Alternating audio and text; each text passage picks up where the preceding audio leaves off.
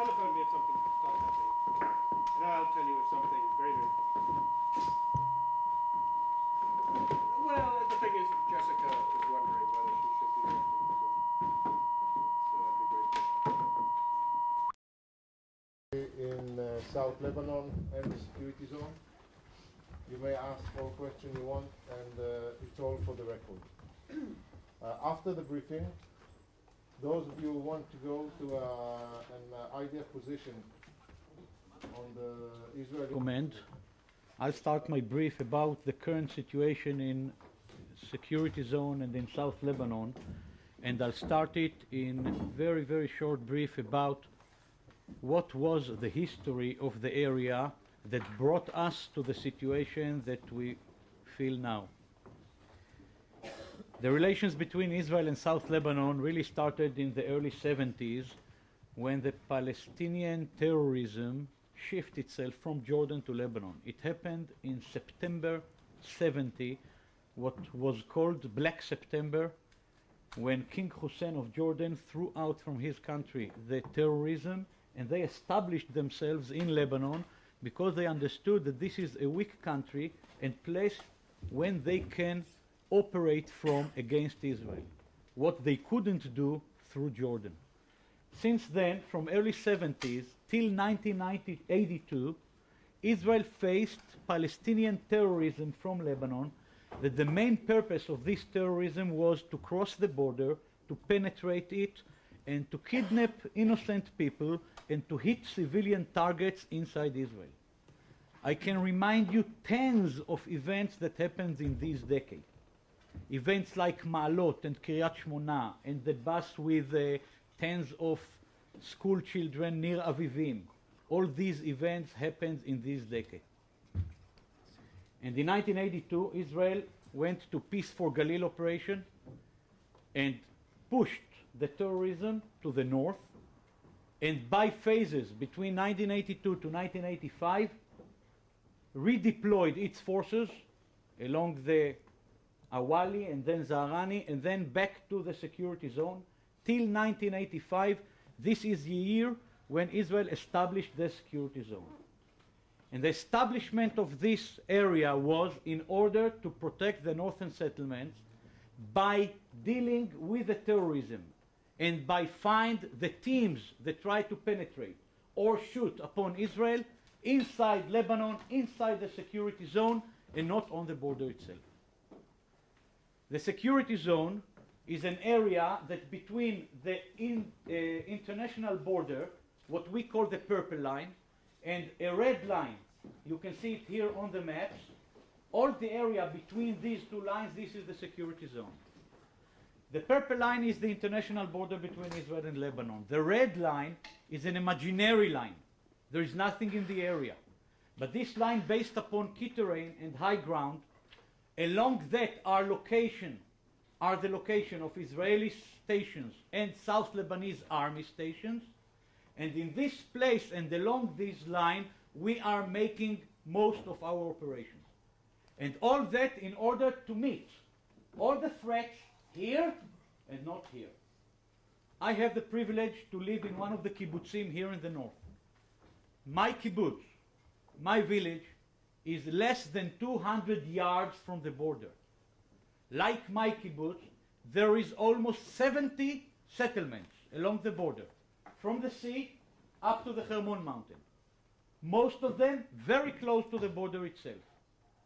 And the establishment of the security zone was to solve their problems. They want to live normal life. They want to wake up in the morning and send the children to school without any fear. They want to go out to the fields to work without any threat.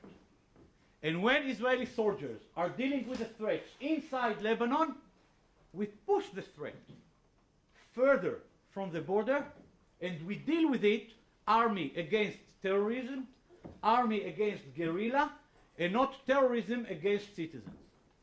And that was the purpose in 1985. And since then, almost 12 years, the establishment of the security zone proved itself even much more than we thought that it will prove. As a matter of fact, in these 12 years, even one single team, terrorist team, didn't succeed to cross and penetrate the border and to hit any civilian targets. They shoot rockets. They deal and made penetrations into the security zone. They are making terror activities against Israeli forces or South Lebanese army forces inside the security zone. But this is another story. This is not a threat upon civilians. And in every place in the Northern Command, in every military camp, in every station that you will visit, you will see this sentence. The goal, security to the northern settlements. You will be this afternoon near Manara. Probably you will see this sentence hang above all the soldiers. And every brief starts with a goal. And according to this goal, our missions.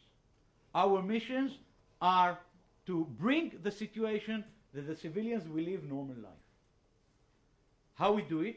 In the security zone are acting Israeli forces, side by side with South Lebanese army forces. South Lebanese army is a military based upon the citizens of the security zone, led by General Lahad, and he is commanding them. He is doing it through 2 aerial regiments, and they give direct orders to South Lebanese army. Their missions are to protect their settlements, their villages inside the security zone. We, as a byproduct of that, getting also a common mission, since South Lebanese army doesn't want penetrations to the security zone, and they don't want terrorism against their villages. By doing any activities against it, they are also serving our mission, protecting our settlements inside Israel. So side by side we are acting in the security zone. They are acting for their missions. We are doing our missions. We are doing it by a combined effort of infantry and tanks and artillery and engineer units, communication assets, intelligence means, all together as a combined arm, supported by the Air Force and supported by the Navy, because also we have threat through the sea. That's the way that you are deal with the threat and with the problem. And besides sitting along the border itself, the international border, in observation points, in stations, making patrols along the border itself, just in order to make sure that in the last line, this is the last line for us, that we cannot permit ourselves any penetration between the terrorism and the settlements.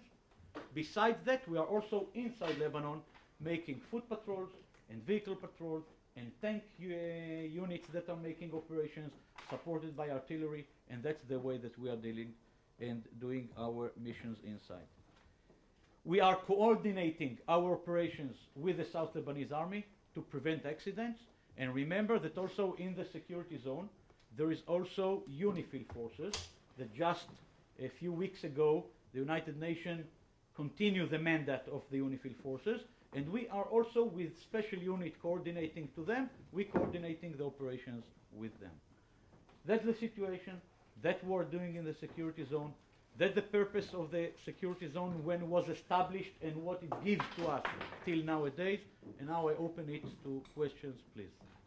Why do you, yes, after becoming independent, why do you think that Hezbollah with Saddam Hussein, and in the end of Desert Storm, they stopped again? So first of all, the PLO stopped terrorism against Israel because of a decision of their leaders. They understood, first of all, that it's not wealthy for them, it's not good for them. On the other hand, they suffered between 1970 till the end of the 80s, almost 20 years, from our operations and our way of retaliation operations that we did back, and they decided to stop it. Decided that they are making different activities against our forces. Their goal, as they declared, divided to 2 phases. The first one is to push out of Lebanon all the strangers. Listen to the sentence first. Phase, to make Jerusalem the capital of the all Shiites and all Muslims in the world. Since they understood that making Jerusalem as the capital is a very far goal and they will never succeed to reach it, they made all the activities against the forces in South Lebanon. Most of the activities... Lebanon, and a major problem appears to be the movement of troops from one point to another. What options are you considering? First of all, I want to make sure to everyone, to everybody, that as military forces, we will be there all the time that our leaders will tell us to be there.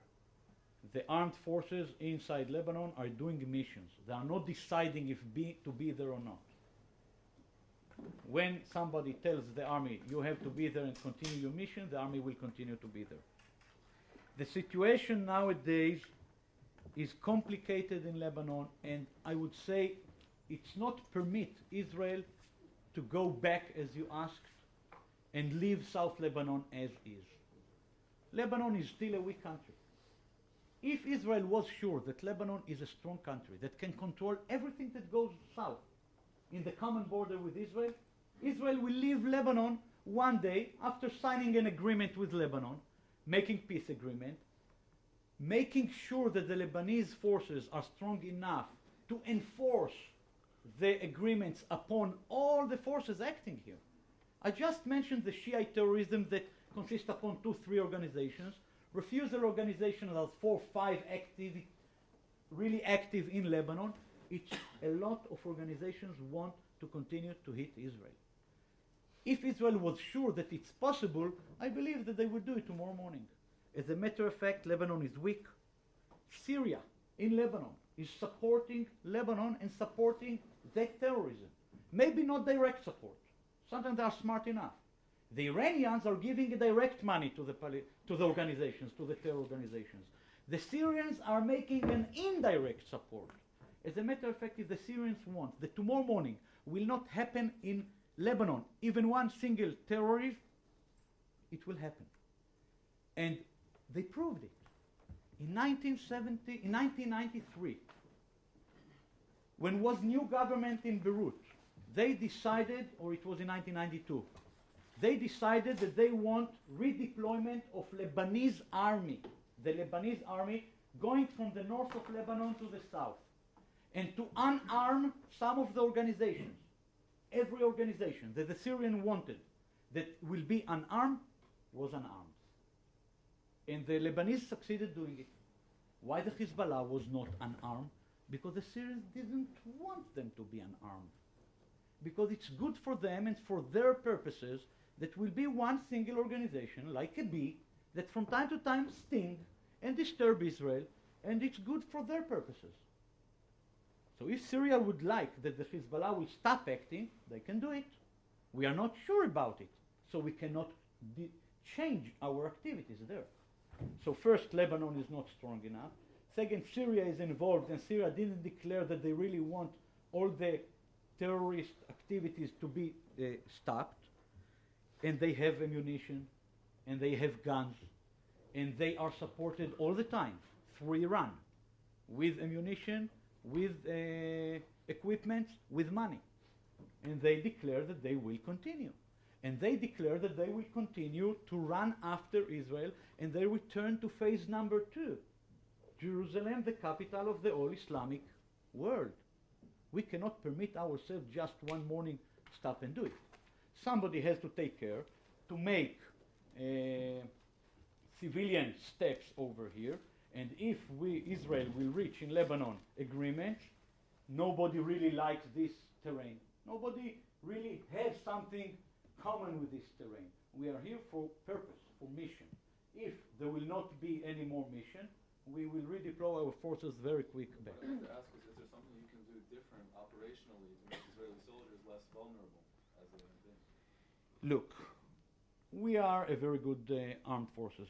I think that everyone in the world thinks like that. And we have very good equipment. But we are active duty forces. We are an army, and we are fighting against guerrilla organization.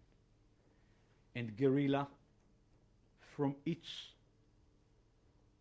purpose on one side, and from its definition on the other side, is acting beyond the citizens, from the settlements, from the villages.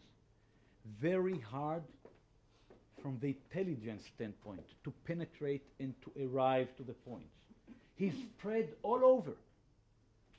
If we will know that we have here a camp and here a base and here a station, as they know about us, we can deal with it very quick. On the other hand, since they are beyond citizens, we are doing the best we can, as not as they behave, not to hit even one single innocent citizen. To prove it, since the operation in April, almost a year, even one single Lebanese citizen had not been dead through the last year, or since the operation is almost 10, 11 months. Because we restrict ourselves, because we make sure for every single bullet that we shoot, that the citizens will not be targets. So on one hand, they don't have any limitations. We have limitations.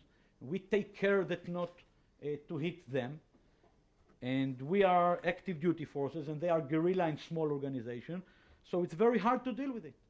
On the other hand, we have defense ways and offensive ways that, of course, I will not speak about them here. We have offensive that we prepare ourselves, and there is offensive that we already did through the ground forces, through the Air Force forces, through the Navy forces, and we did it in the past, and we have the ability to continue when we just decide to do it. Yes, sir. Colonel, you made clear why the presence is necessary in South Lebanon in your first opening statement. There's this public debate which has been taking place for a while but gained momentum in the last few days about should Israel be there in the first place or not.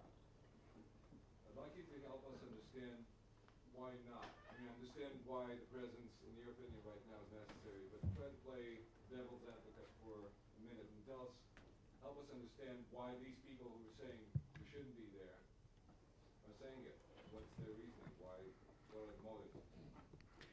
First, we are a democratic country, and everybody can say his own opinion. Not everyone that speaks about what's going on really know the exact situation inside.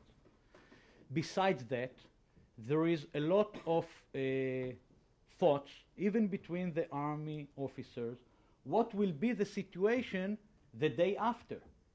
I don't think that there is even one single person that can be a prophet and tell us what will be there. So since there are threats, and since the army is responsible to the peace or to the lives of the people, we cannot take risks. We cannot permit ourselves to make a step and one day after it say, hey, stop, we made a mistake, we have to return back. So since, even let's say that it was a balance of 50%, 50%, since it's risk of citizens' life, we cannot deal with that. We cannot do it. Besides that, there is so many good reasons why not to do it tomorrow morning that I just explained to your friend, that I think that together, the threats, the situation in Lebanon, the risk upon our people, that they will not take any risk. Only after the Israeli government will be sure that the peace here is obvious, that there is no any more threats upon our people. I understand that, sir, but again, my question was if you could try to help us understand, I mean, among these people who are asking for redeployment without any arrangement are military, ex-military people, and they know to some extent what they're talking about. So, do you have any way of helping me understand why they're saying? Why they are saying? I mean, does it have any reason? First, I'm sure that even their ex-military high-ranking officer, they are not for sure know all the situation and all the information. And besides that, I cannot go into their head. You have to go and to ask them. Do you think this? Yes, sir. Bill Stewart, Time Magazine. The 1982 war left Lebanon a demonstrably weaker country than it was before. all said and done, has this made the security situation for Israel along the border better or worse? The 1982 war? First, sir, I'm not sure that what you declared that made Lebanon a wicked country, it's true. Lebanon itself suffered from the Palestinian terrorism. When we entered to villages here in 1982, most of the villages threw flowers upon our forces, because a lot of people here in the south, mainly in the south, suffered from the presence of the terrorists and suffered from their activities. Sometimes they suffered because we reacted, we shoot over there, and they suffered from it. When this part from South Lebanon pushed to the south, most of the bases and stations had been destroyed. A lot of ammunition and weapons had been taken by our forces. I'm not sure that the end of this operation made Lebanon more weak. I think that in some extent they made Lebanon even stronger. I'm sure that the Lebanese government will prefer situation that there is no strangers on their land and they can live normal life with us, exactly as we prefer that this will be the situation. Some of the things are not under their control. 1982 made Israel stronger because we established the security zone and we deal with the terrorism. We deal with the terrorism here and not on the border. So if you will ask the citizens, they will tell you that then I send every morning 2 of my children all along the border from here to this place. They are going to school. I'm not afraid. I'm not even think about it. I try to remember 20 years ago when the people of Avivim and Iran sent their children and an attack of terrorism hit them here in this point, and we lost more than 20 kids. So Israel and the settlements for sure are stronger.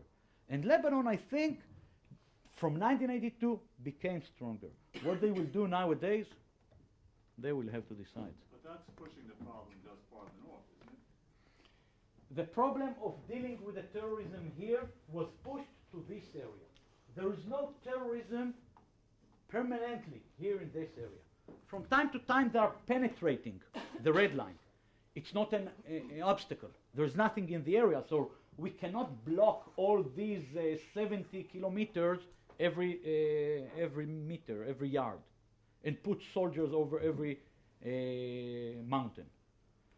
But since we deal with the problems here and not here, that's the best situation for us.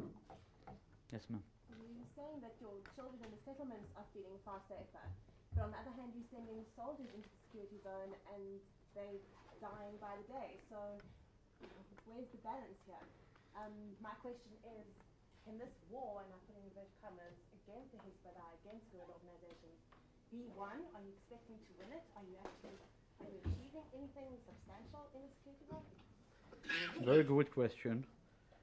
Because when you fight army against army, it's very easy to judge the end of the war and say, you lost 20 tanks, he lost 40 tanks, you lost 3 company commanders and 1 brigade commander, they didn't lose officers, you won. When you fight between armed forces and guerrilla, it's very hard to decide, first of all, what is a winning. For us, not a win, but for us making our mission is, first of all, that the citizens along the border will not suffer, and they will not have wounds or dead citizens. And for that, we are sure we are doing our mission. And if doing our mission and keeping our goal and our purpose means to win, first of all, we win by that the citizens of Israel live here normal life. For that, we pay a price. And the price is what happens from time to time to our soldiers. In Lebanon is a war. And in war, the two sides fight, the two sides shoot over. And I mentioned before that when you are small and you shoot upon a big line of vehicles or upon a station that everybody can see, it's much easier than for the other side to identify. As a matter of fact, we succeed, identify them, find them, and even from time to time also to cross the red line and to arrive to their bases or to the places where they are located. But if we killed in the last 2 years almost 200 Hezbollah, and Hezbollah is a small organization, and one of the bases of the guerrilla is not to lose people. One of the goals of any guerrilla in any place in the world is not to lose people. To lose 200 terrorists through 2 years, it's a very big loss for them. Is that a win? The win is that the people here are living normal life, first of all. Second, to reduce as much as possible the life of our soldiers, causing death to our soldiers. But since you are there, you have to fight. You have to fight. From time to time, there are casualties.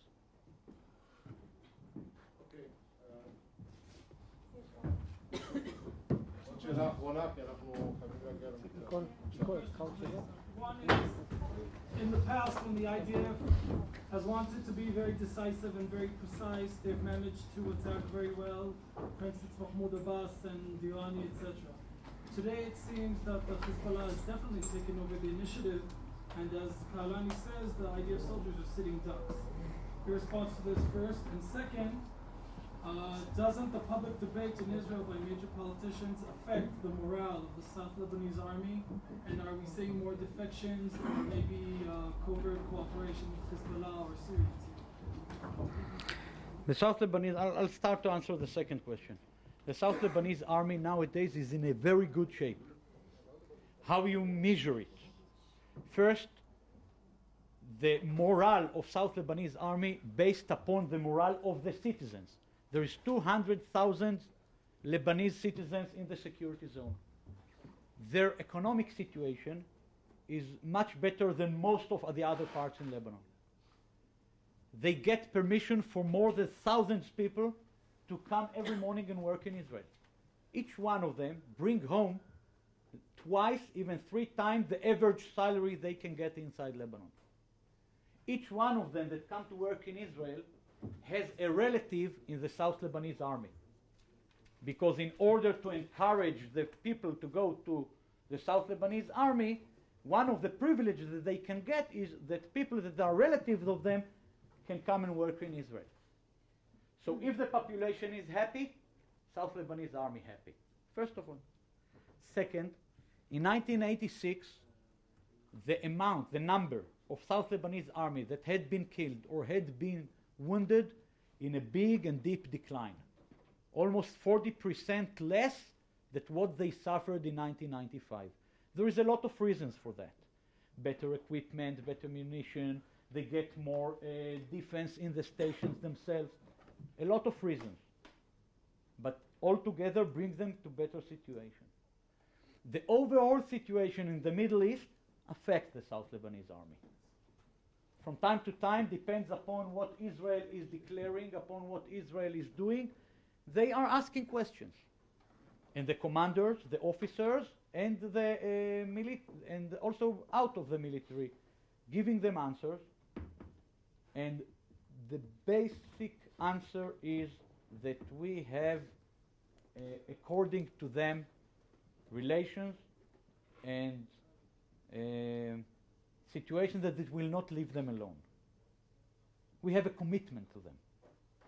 And I believe that in every future, any agreement that will be in this area, South Lebanese army will play a role in this area. That's about them. About what's going with the soldiers, we have the initiative. The initiative is a question. The initiative is a question. The initiative is a question of decision. We have the best units, with the best equipment, with very high practice periods, and in very high readiness. And it's just a question of decision where and when and against who to act. There is a lot of reasons why to do it tomorrow or to do it in another month. Why to do it tonight or to do it in another 2 weeks. And of course, I will not say here all the things that we take in account. You just heard about the GOZ unit. This is a commando unit that has a very high, ability, very high ability to act against guerrilla. They were built as a counter-guerrilla unit, and it's just our decision where and when to react or to act with them. Remember one thing. Every place that, as a matter of fact, we will hit civilians, Lebanese civilians, out of the security zone, we take it in account.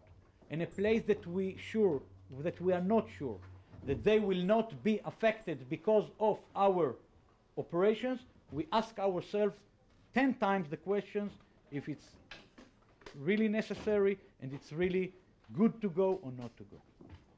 עוד שנייה, אתה יכול להראות לנו עבור המצלמות עם המקל את שני הקווים במפה? כן. לאט לאט. This is the purple line, the international border between Israel and Lebanon, go from the sea all along the northern border and settlements of Israel, through and above Kiryat Shmona, the big town in the north, up to Metula, and goes to the Hermon mountain and to the common border with Syria.